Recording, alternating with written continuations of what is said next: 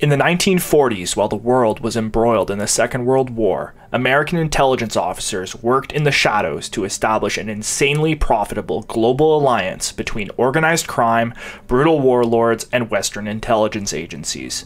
The goal of this network was to counter global communism through the smuggling, distribution, and sale of opiates and cocaine across the globe.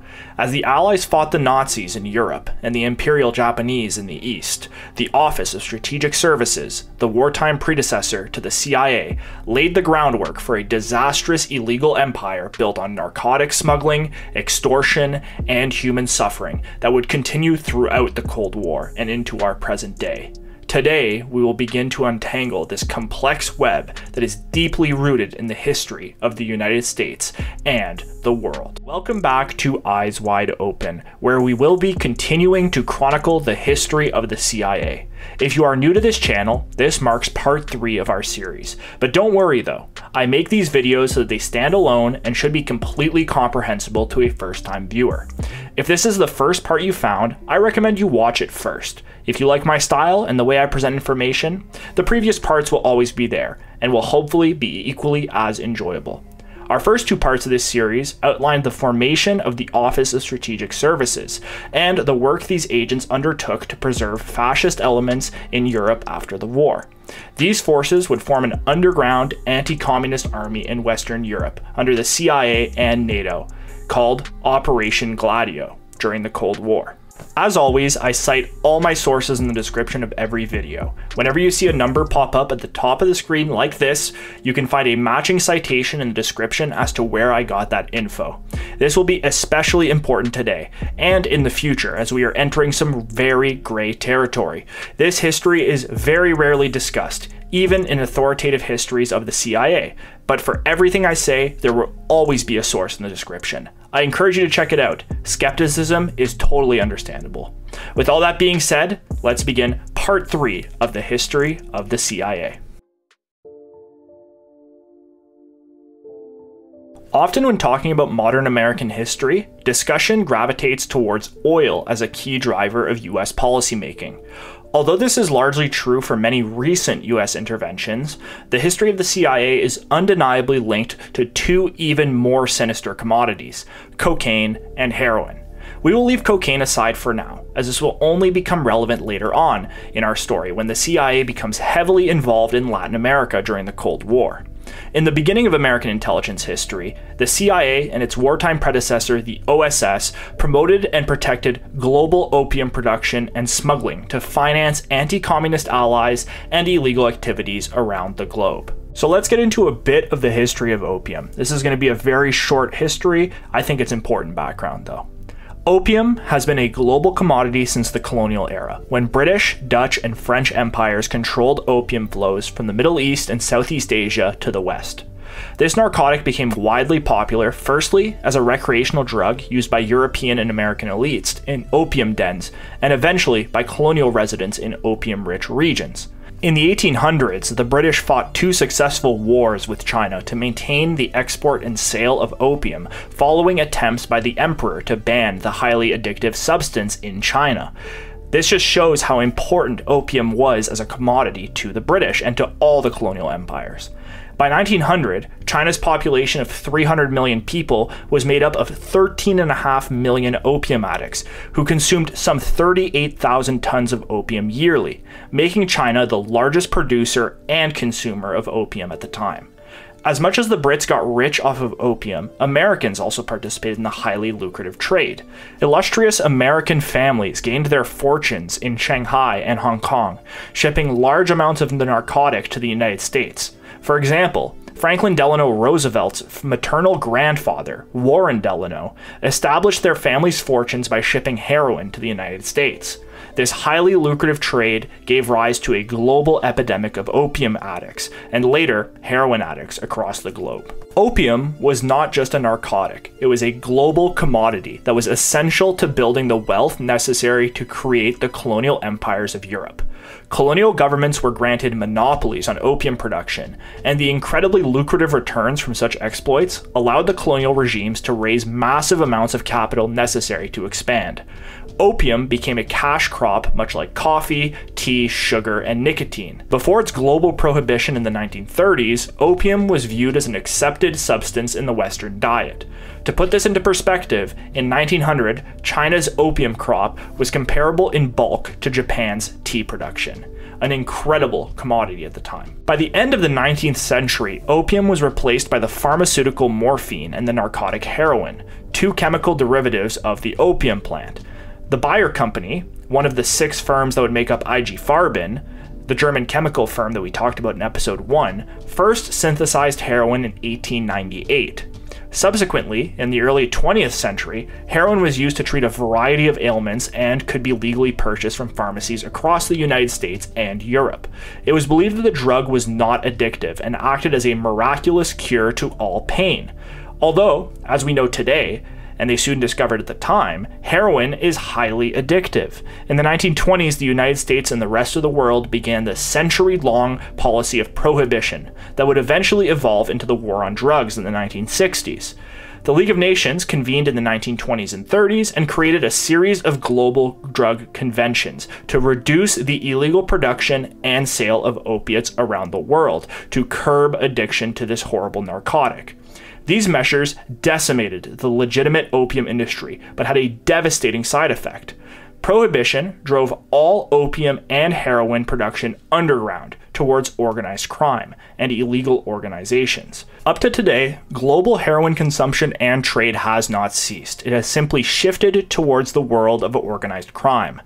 And of course, this is where American intelligence, the OSS, and the CIA became involved.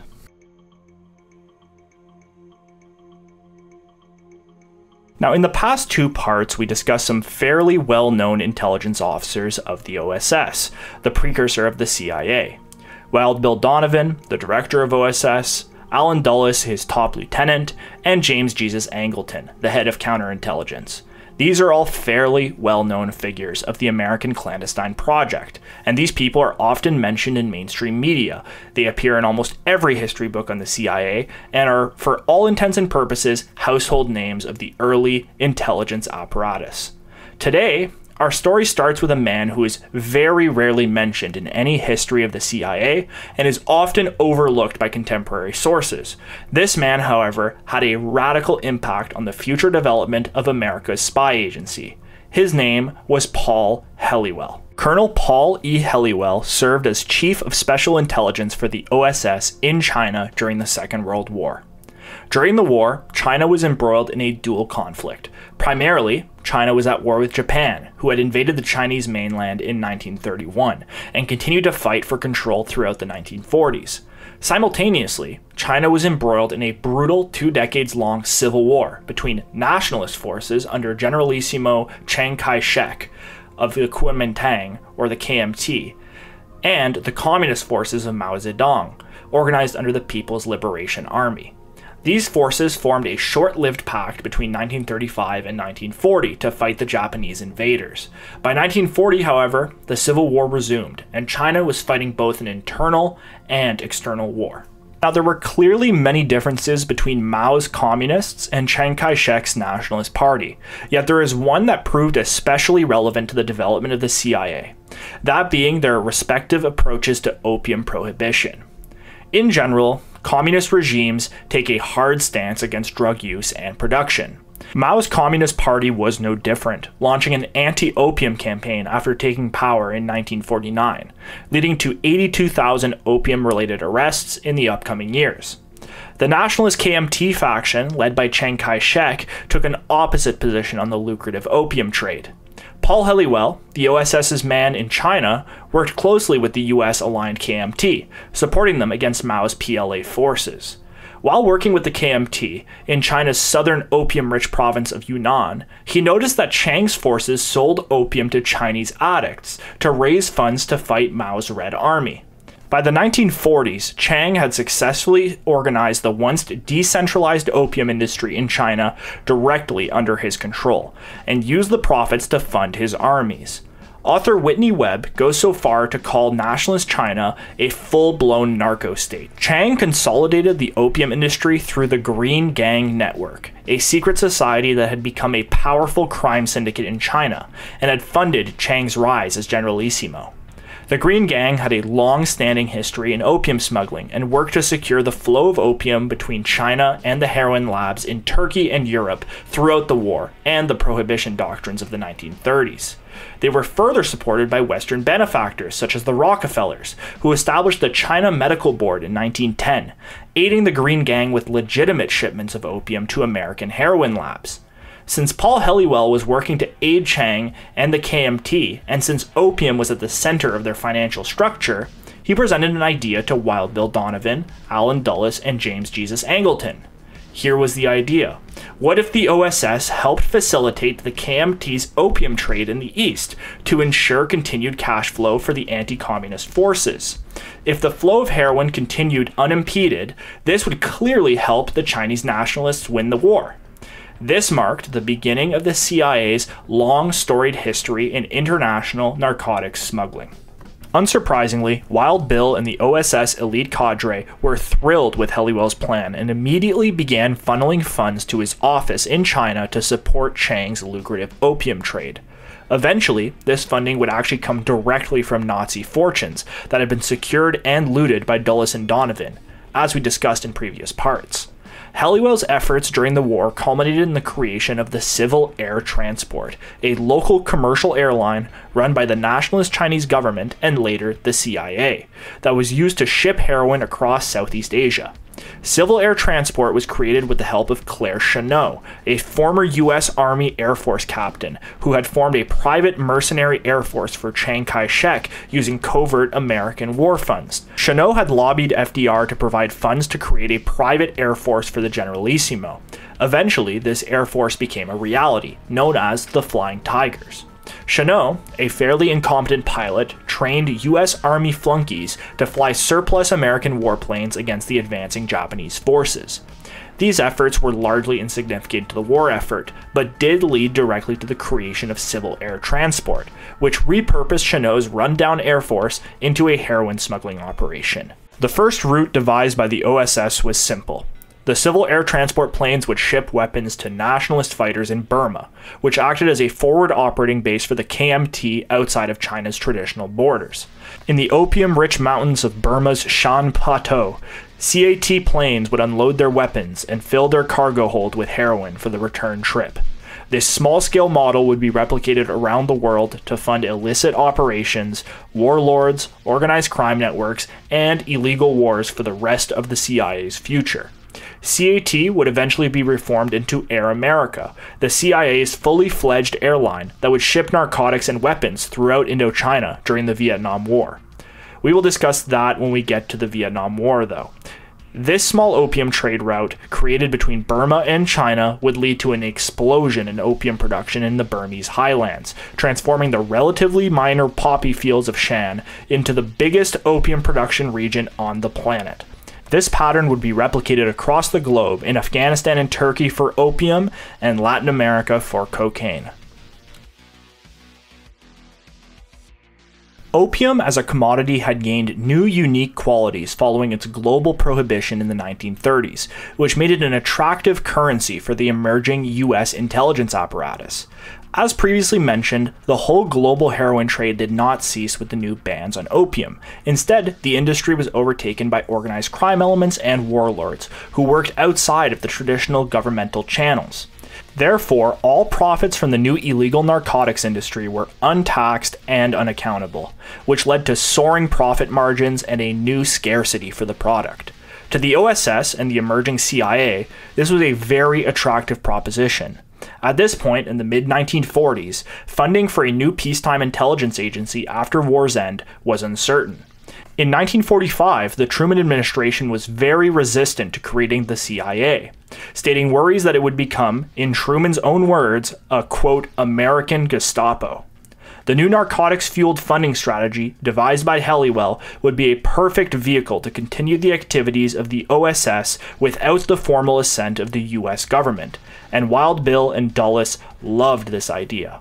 But, as we know now, and as we will cover in detail in the next episode, the CIA was created in 1947 and continued to receive a larger budget year over year for most of its history. So, with the help of endless US tax dollars, Wild Bill, Alъn Dulles, and all the future CIA agents decided that Helliwell's master plan was not necessary anymore, and they never worked to facilitate drug smuggling ever again. Wait, did I say never again? No, I meant to say that they kept going with the drug smuggling regardless, because although the CIA's infamous black budget is opaque to average citizens, it is not completely impervious to oversight from the larger state apparatus. The Treasury Department, select House committees, and the White House do have mechanisms to gain access to the CIA's books, and can theoretically ask for accounting sheets at any time. And the CIA had massive plans in the future, such as Operation Gladio, the CIA's continued efforts to create an illegal underground far-right paramilitary network in Western Europe. Not to mention the completely immoral future coups, assassinations, and insurrections that were a mainstay of CIA policy throughout its history. On top of that, the CIA's continued collaboration and funding of warlords and organized crime elements around the world were also antithetical to the US's stated policy mission against crime and drugs.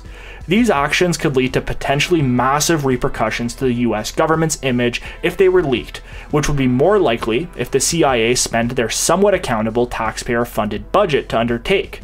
Therefore, Helliwell's plan spawned a storied history of collaboration with mafias and drug lords to continue to funnel massive amounts of money towards illegal paramilitary actions across the globe.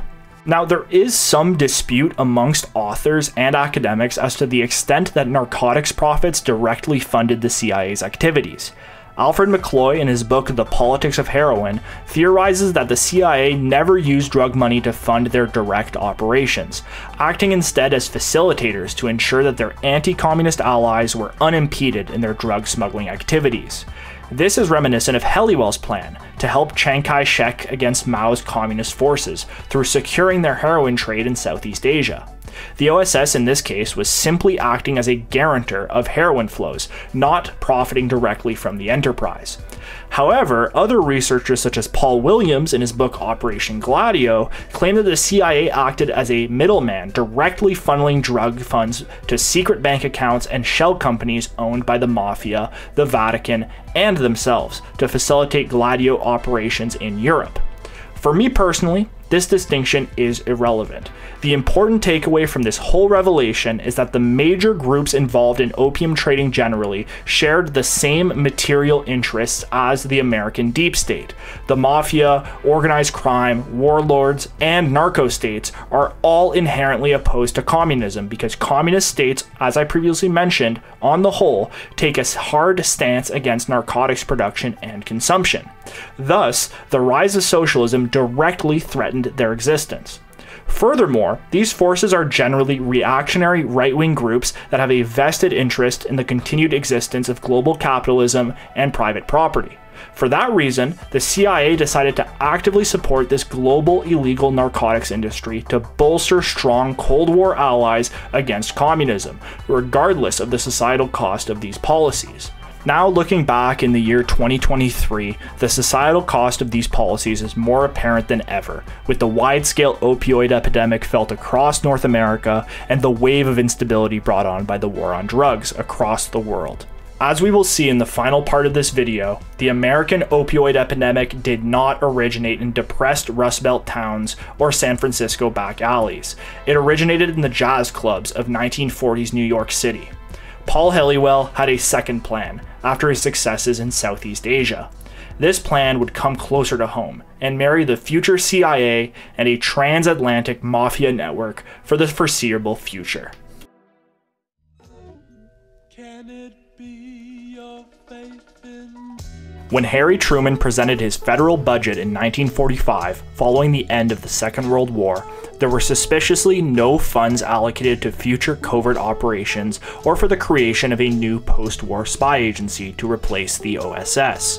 Following the receipt of several negative reports regarding the OSS's efficiency during the war in advancing US strategic efforts against fascism, Truman decided that it was in his best interest to reevaluate America's clandestine project and put intelligence funding on hold. Wild Bill and all his OSS colleagues were furious. They had envisioned so many potential operations for the new Cold War environment that was taking shape.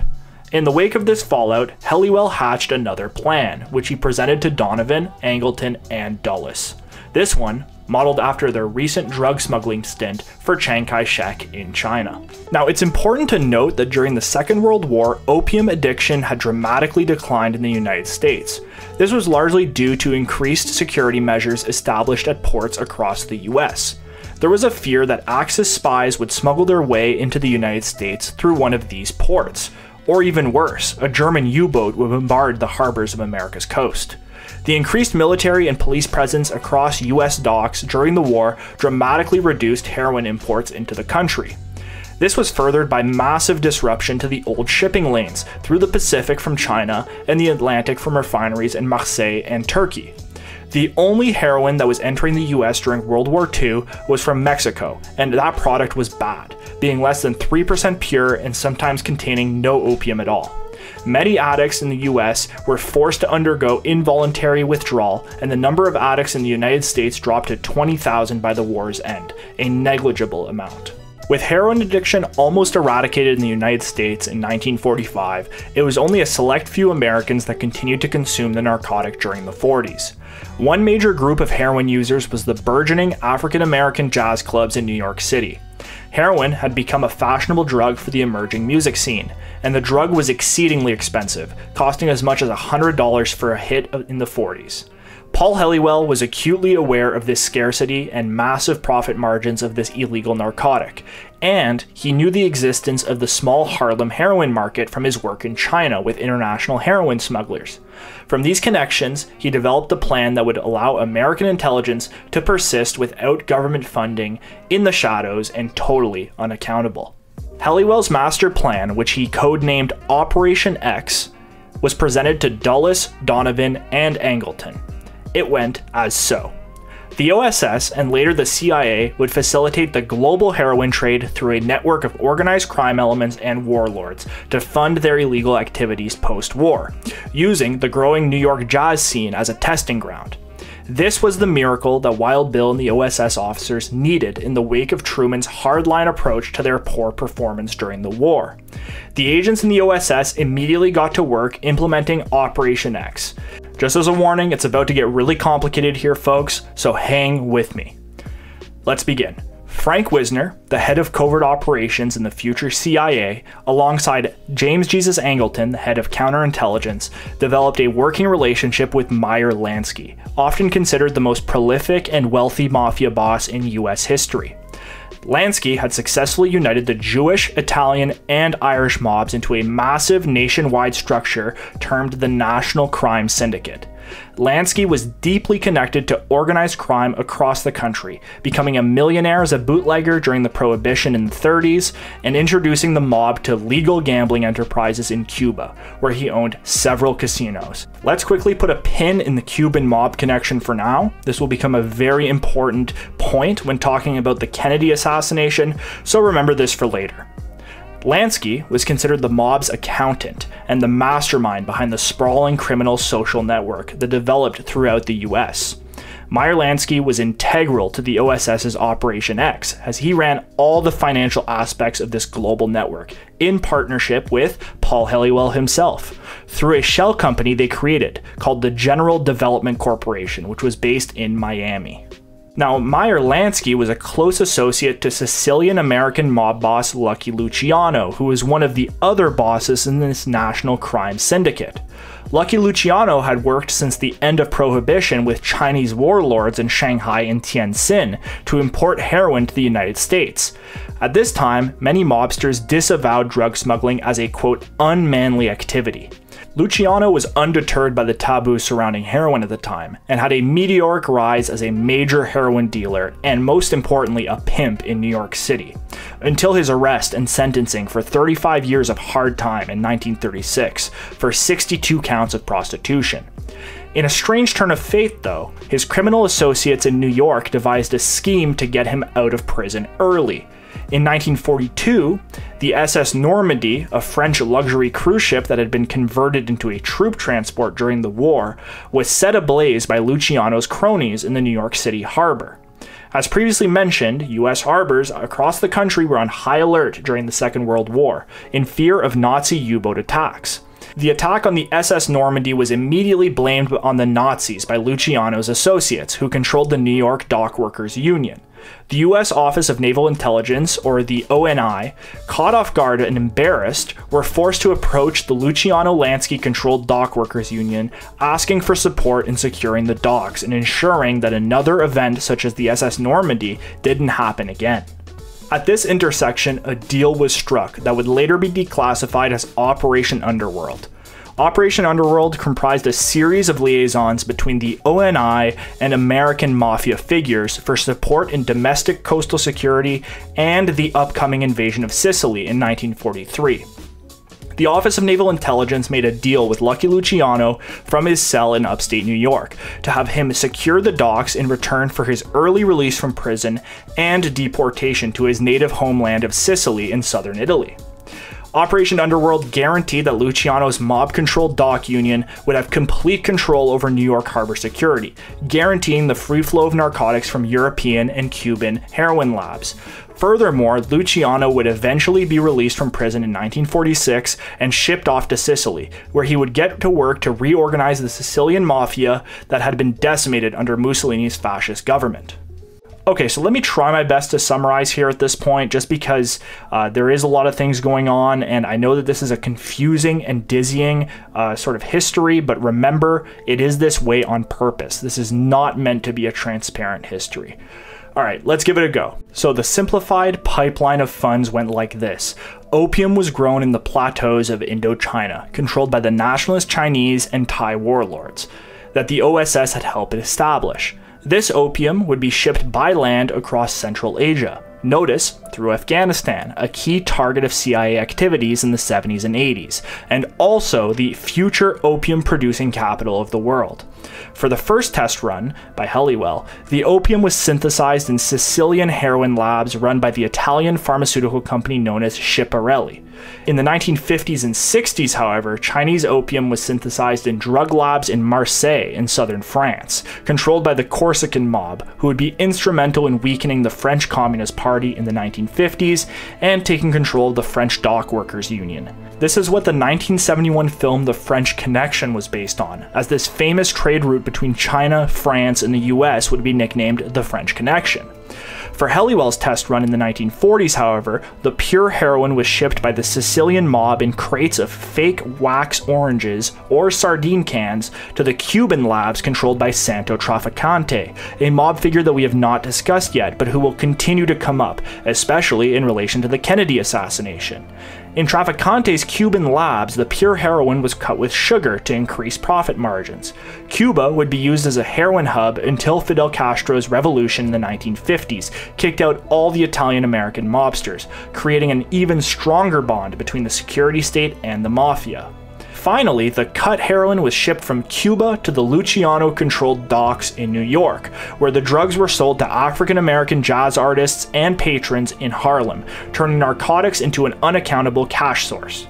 Later in this history, the heroin would be shipped across the United States in trucks controlled by mobster Jimmy Hoffa's Teamsters Union. Again, Jimmy Hoffa will be a very important character when discussing both John and Robert Kennedy later in the series. So, the unaccountable drug money from the jazz clubs and the Harlem streets was then funneled into General Development Corporation coffers, the shell company created by Helliwell and Meyer Lansky in Miami. This was one of many such shell companies and banks that would emerge throughout this history. This unaccountable company cash was then diverted to the Sicilian mob, organized once again by Lucky Luciano, who had recently been deported to his home island, and finally, the Sicilian mob would distribute the funds to the underground far-right network that made up Gladio, namely mafia elements, former fascists, secret armies, and, the topic of our next video, Vatican officials. And that, in an overly simplified way, was Helliwell's Operation X, otherwise known as the French Connection. His test run in the late 1940s was a massive success, as heroin became a mainstay of the Harlem jazz scene and began to spread throughout the United States and Europe. Narcotics would cement themselves as one of the main currencies used by the future CIA to fund its actions across the globe. This came at a cost, however, creating a new generation of heroin addicts across the globe, at a time when heroin addiction was almost completely eradicated in the United States. But the bankers, the lawyers, and business elites in the OSS didn't care. If anything, the rise in addiction in American working class only further entrenched their position in the American bourgeois society. And on that note, this is everything I've got for today. Thank you so much for watching this part all the way through. We had so much to cover today, so I'm really glad I got it all out there, really laying some groundwork for some future operations by the CIA. That being said, if you made it this far and you enjoyed the video, please give me a thumbs up. A like goes a long way to help me in the algorithm, and also I'd love to hear from you all in the comments below, hear your reactions, hear your takes. I read every single comment and I try to reply to all of them as well, so thank you so much. That being said, for the next part, just to give you a bit of a sneak preview, we're going to be going from OSS to CIA in the next part. We're going to be talking about that transition, how the CIA came to be from the OSS, those sort of early Cold War years, and we might also touch a little bit on some Red Scare McCarthyism and a little bit of Vatican stuff as well, to just add to this sort of Gladio narrative that we're working through right now. We're finally moving to actual CIA history and not the OSS, so that'll be quite exciting. That being said, thank you so much to everybody that gives me support. There's also a Twitter account that I've linked to this YouTube page if you want to follow it. I don't really do much there, but if people do seem to want to hear my day-to-day thoughts, I'm happy to start using that platform more and sort of sharing my immediate thoughts on any news related to this channel, such as, you know, CIA news. There were those new Pentagon leaks as well that were quite interesting. A lot of sort of immediate reactions about that. But that being said, thank you so much for watching this way through. This has been the Eyes Wide Open history of the CIA, and as always, remember to keep your eyes wide open. Take care.